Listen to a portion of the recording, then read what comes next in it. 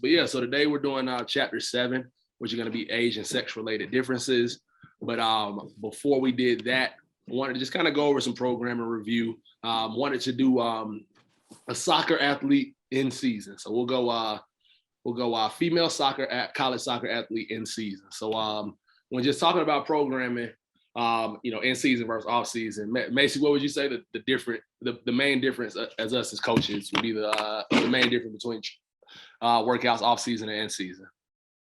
Off season is going to be a lot more frequent training sessions. Exactly. So you have a much higher frequency in off season. So obviously you're able to, spread things out or kind of, do a lot more things. You can have things like splits, lower versus upper body, or days where you focus more on strength compared to power. But obviously in season, a sport like soccer that's playing multiple games a week, you might only have a chance to get one workout in. So you have to be really detailed and specific with the programming. How often did you all get in the weight room or workout in season for softball, Mason? Maybe like 1 to 2. Yeah, exactly. Because we had games throughout the week. So. Yeah, exactly. So yeah, I would say the majority of sports that have multi games a week, you're gonna get 1, maybe 2 on certain weeks. A sport like football where you have 1 game a week, you might get 2 solid ones in, maybe 3, but even then you're focused on a lot more of the specifics. So what do you think some of the main things we are going to focus on in the weight room in season would be? Like muscular endurance type stuff. So close. Yeah, exactly. So muscular endurance, but you want to make sure you're doing it, but you also at the same time muscular endurance, you don't want to do too much of it because again, you don't want that fatigue and kind of overtraining to wear in. So usually it's going to be like peaking and maintenance are going to be the main kind of 2 variables, and they'll definitely ask you that on the CSCS as well. Remember, peaking and maintenance. So again, we want to focus on exercises that are helping us kind of keep whatever we need for the sport. So like, yeah, for example, in a sport like wrestling, that kind of, it's both anaerobic and very aerobic. You're right, that muscular endurance is going to be important. And then the maintenance is going to be kind of, mobility or making sure just the wear and tear you're getting from actually playing these games, you're able to kind of stave it off with certain workouts. So it's going to be that combination. So let me go ahead and pull my screen up.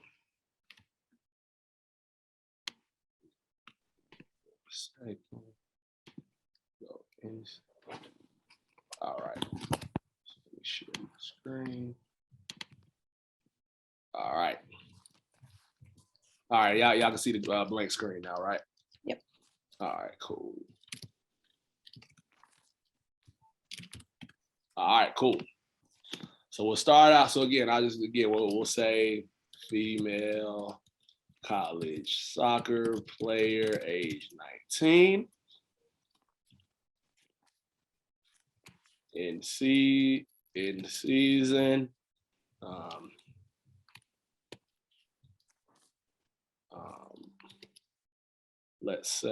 We'll say she's healthy now, but let's say 1 year removed from ACL surgery. So again, 1 year removed. So again, she's cleared to play.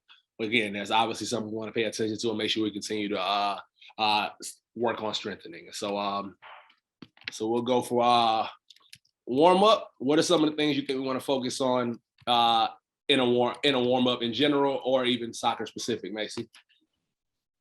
So getting your heart rate up. So like maybe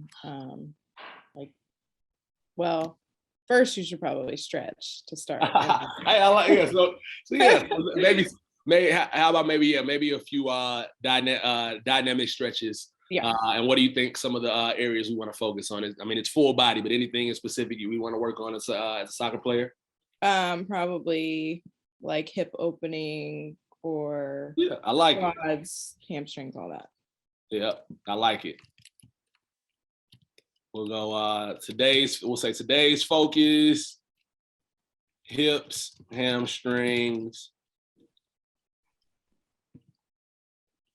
and then we'll go calf, ankle.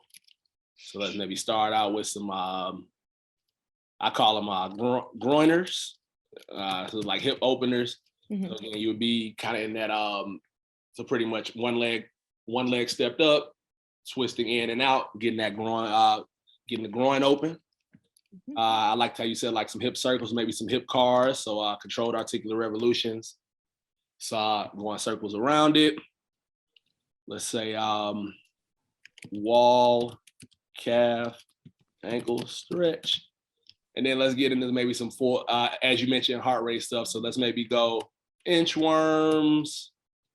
And then again, I would say, depending on what we're gonna do for the workout, maybe we get some kind of, I'll say lateral lunges, body weight. So we get a little more movement there. So again, we got about, talk to me. Could you throw in like a TKE, or would you just consider that probably like a rehab sort of thing? TKE, what is that? So what I do with most of my athletes, I wrap a band around like a pole, and I put the band around like the back of their knee. Oh, yeah, I know them in a exactly split what you're squat talking stance. about. I just call it the banded knee strap, but yeah, you talking about like putting it against something like that banded knee extension? Yeah, yep. I like that. I actually like that a lot. Let's actually, since I have 2 hip exercises, let's actually replace one of those. And I like that a lot for knee stability for soccer players. We'll call it banded TKE. Yeah, that's a great one, especially for like that ACL stability. No, so that's a real good one. So I got it. So yeah, we got about 5 exercises, and again, in the warm-ups, we want to look and see, yeah, are we hitting relevant areas? So yeah, we got hips, hamstrings, kind of calf and ankle all focused on. We got some dynamic one where we're moving around with the inchworms and the lateral lunges. And again, optional, it kind of depends. It's getting a little, again, it's in season. So I would err on the side of making sure we get enough mobility in. So let's say maybe a banded side plank clamshell. Because I like throwing in some kind of isometrics in. And again, that one's great for glute stability as well as just kind of that hip strength.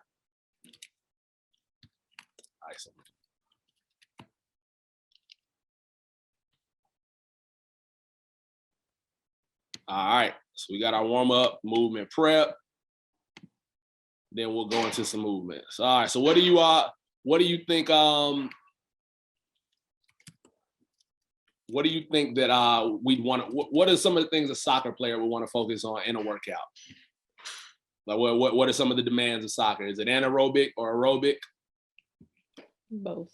So a little bit of both.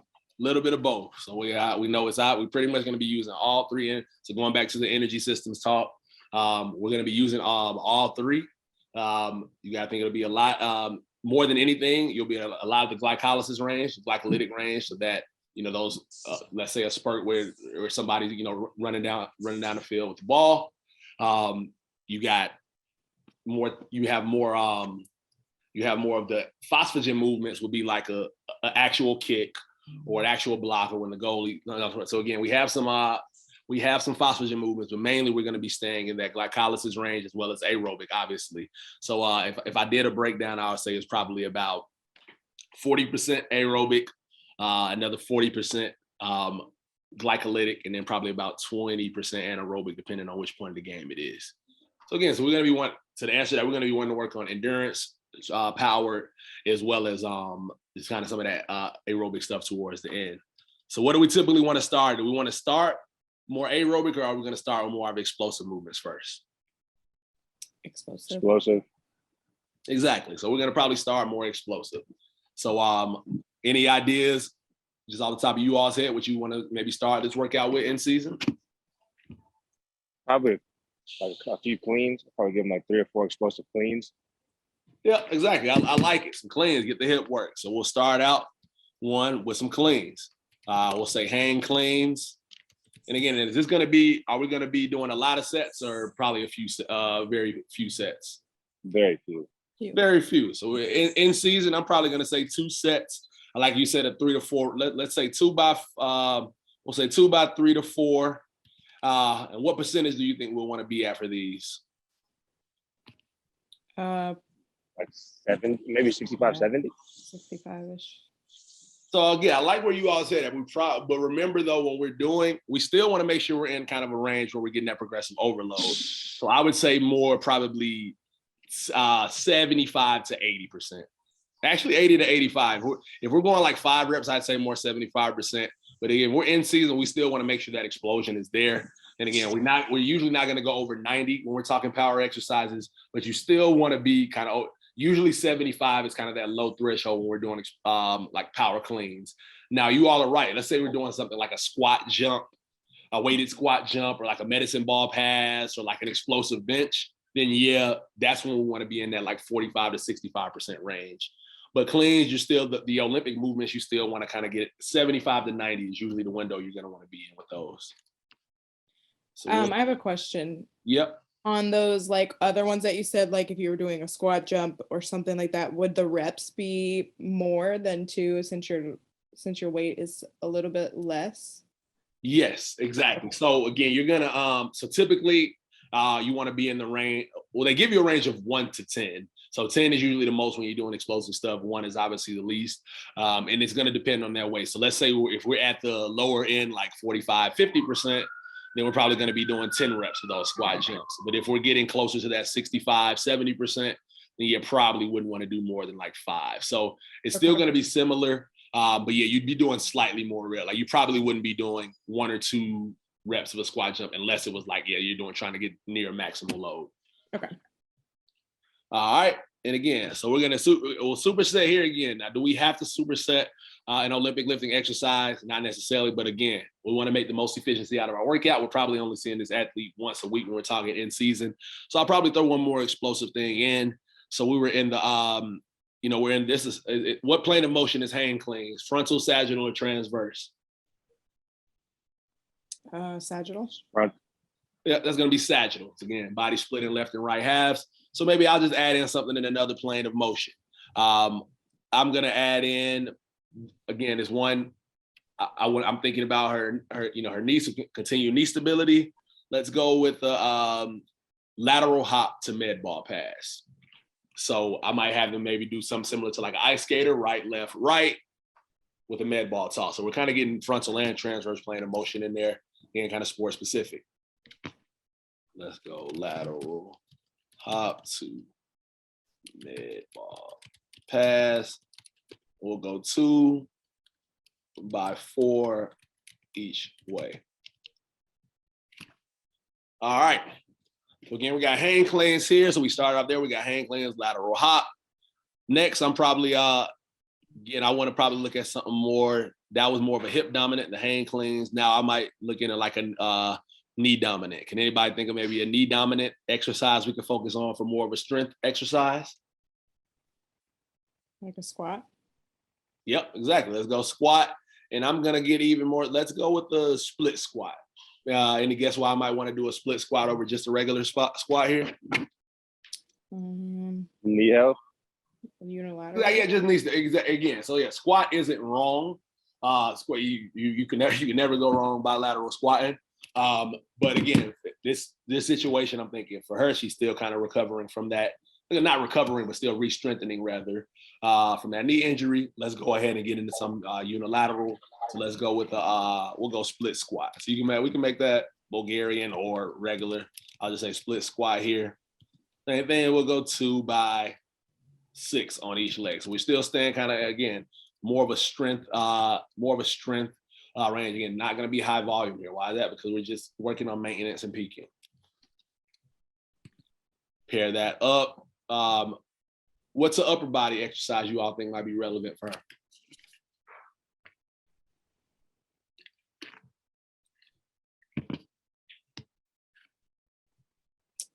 I'm trying to think like soccer. So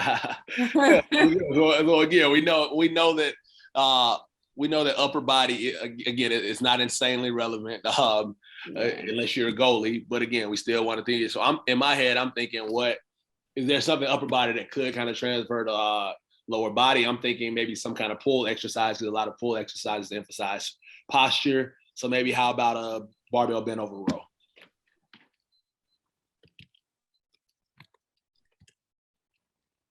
and we'll even keep this again. I'll still keep this in more of a strength range. We'll go I'll give it two. Let's go 2 by 6 to 8. It's up there, so we'll give them a kind of a floating scale. We're still going, high volume. I mean, we're still going medium volume, but we can still lift that at a heavy percentage. I'd probably say anywhere from the 75 to 80% range. Good question. Yep. Could you throw in like an upper body power move here, or would you want to mainly focus on like upper body strength for a soccer player? You could. So what would be upper body power are you thinking about? I was thinking like a med ball pass off the wall. So we kind of have that on the first one. So I like where your head was at, but I was thinking how about maybe like a push press? Okay. I like that because you're still getting that triple extension. So again, we could even, so if we do that, so how about this? I'm gonna move this bend over row to the next set of things. So again, exercise order-wise, I'm gonna make 2. Let's just say, let's go with a dumbbell push. It don't even have to be barbell. Put dumbbell push press. What rep range do we want to go in here?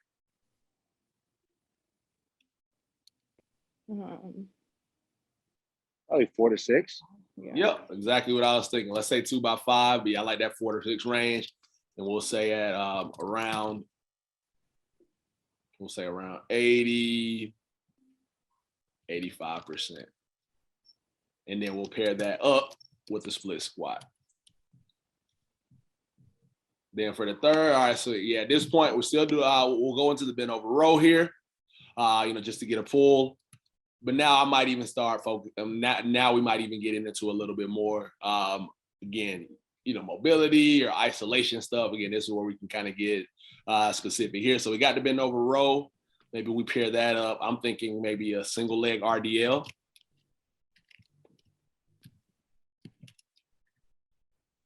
And then how about maybe how about a core, maybe some kind of core rotation or anti-rotation exercise? We got any in mind here? Like a Pallof press. I like exactly what I was thinking. Great job. Here we go, Pallof press. We can go 2 by 10 each side. And then at this, again, now we're talking soccer athletes. So we've covered kind of our, anaerobic needs. So at this point, this is when I'd maybe, finish with some muscular endurance. Any exercise ideas you all had in mind?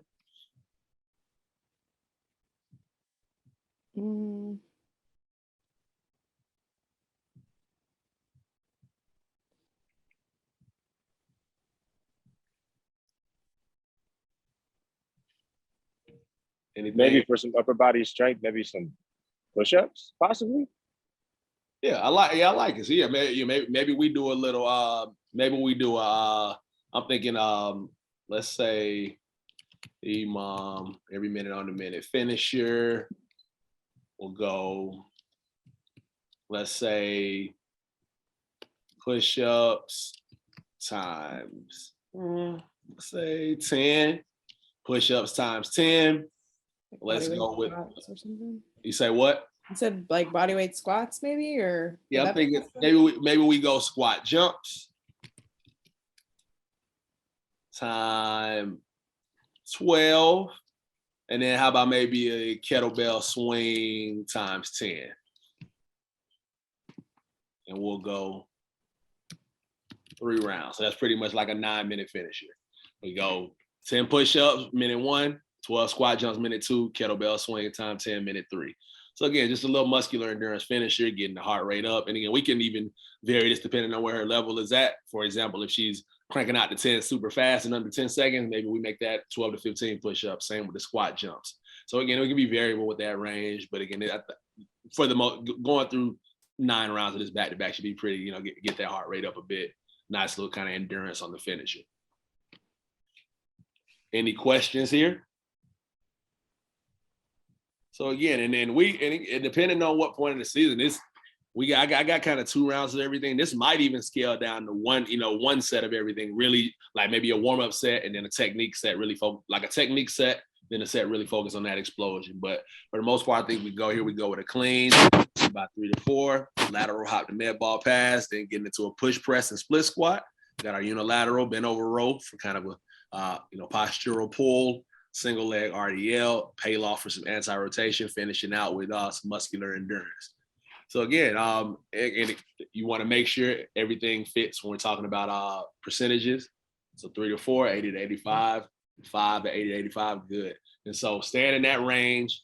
And again, this is going to be something we're able to work on peaking, which is going to be things like the clean, the push press, the split squat, and then that maintenance, single leg RDL, pay lofts, and then kind of that mobility we got. All right, so good job there. You all, I want for, so I'll give you all some time. You don't have to do it by Thursday, but for next Monday's call, I'd like for you all both to choose. Do you all remember who you all chose? Like when we did the needs analysis, what type of athlete you all did? I did softball. You did softball, yeah. And Remy, you did, what sport did you do? I did basketball.